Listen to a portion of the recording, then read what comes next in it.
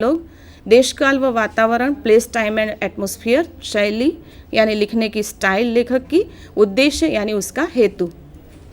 प्रथम हम देखें तो कथा वस्तु। नाटककार जो है अपने विषय में कुछ भी कहने के लिए स्वतंत्र नहीं होता।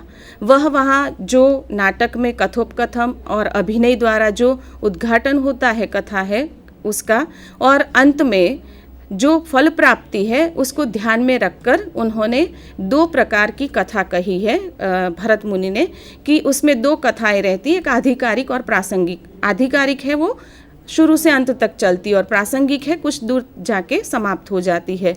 और तीन बातें जो है वो कथा को अग्रसर करती है: कार्यावस्थाएं, अर्थ प्रकृतियाँ और संधियाँ।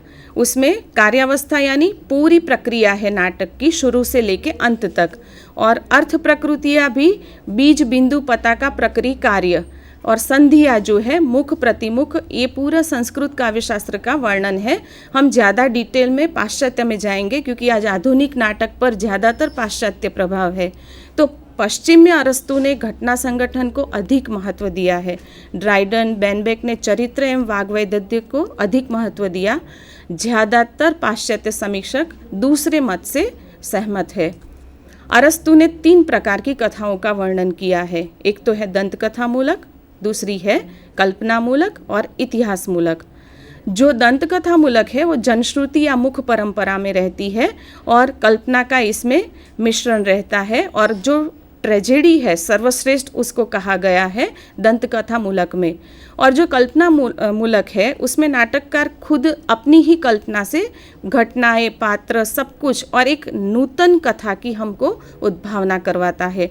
और जो तीसरा जो प्रकार है इतिहास मूलक है, उसमें इतिहास प्रसिद्ध पात्र रहते हैं और इतिहास के युद्धों का या प्रेम प्रसंगों का वर्णन रहता है। जो भारतीय है उसके जो तीन हमारे हैं कि कथा कैसी होती है, तो मिश्र, उत्पाद्य, प्रख्यात, ये तीनों उसी में आ जाते हैं। पश्चिम में नाटक की कथा के 5 सोपान स्वीकार किए गए: संघर्ष का सूत्रपात, कार्य विकास, चरम सीमा, निगति और परिसमाप्ति।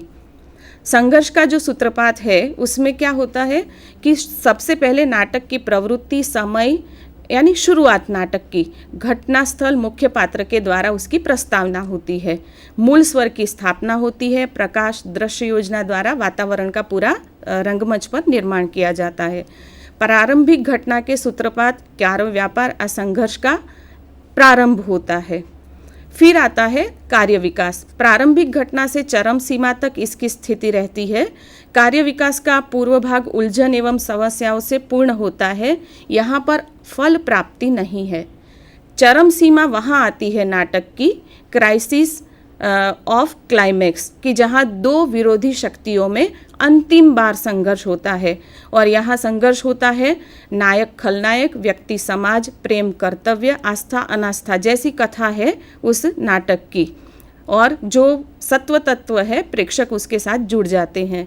जो निगति है तो यहाँ परस्पर विरोधी शक्तियों की जय पराजय का निर्णय हो जाता है।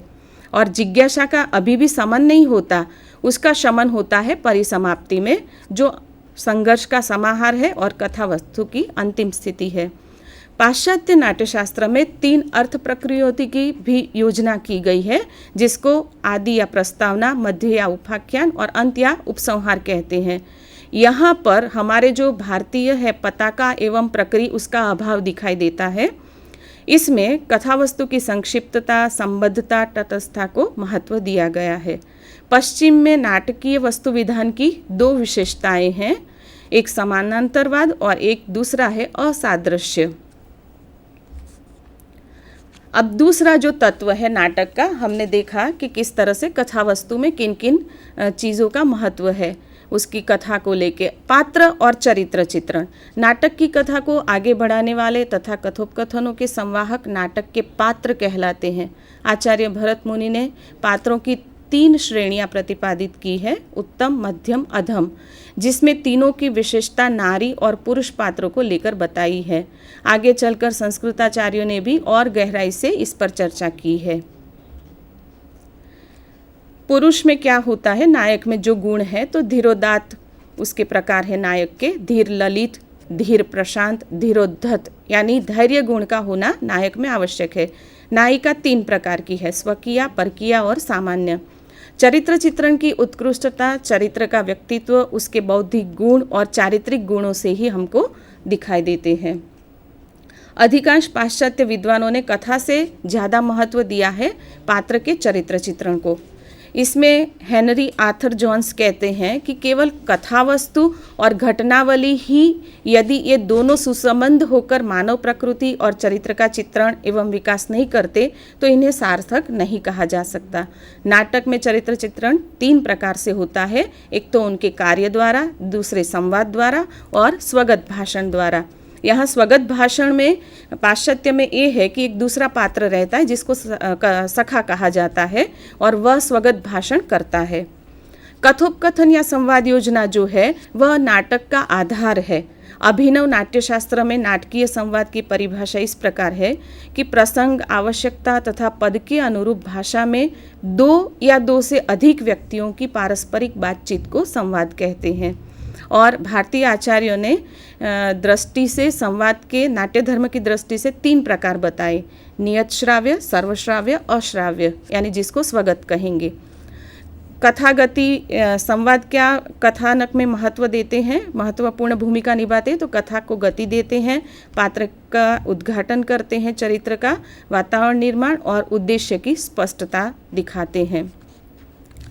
कथोपकथन ही जो द स्टेज एंड स्कूल नामक वेस्टर्न बुक है पाश्चात्य समीक्षा की, उसमें ये इसकी परिभाषा दी है कथोपकथन की कि कथोपकथन ही ऐसा माध्यम है कि जिसके द्वारा नाटककार पात्रों का चित्रात्मक वर्णन करता है, अपने उद्देश्य की स्थापना करता है तथा कथा वस्तु को आगे बढ़ाता है।